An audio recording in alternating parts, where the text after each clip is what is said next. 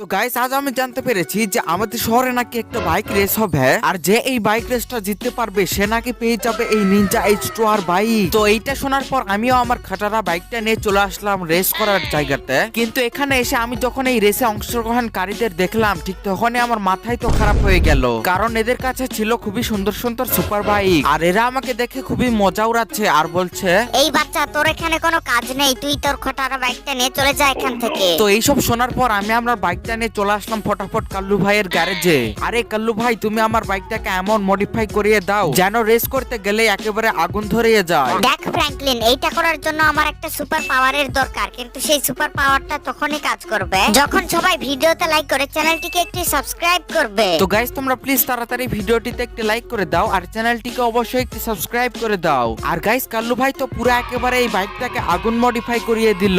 আর guys, আমি যখনই আমার বাইকটা নিয়ে রেসের জায়গাতে আসলাম তখন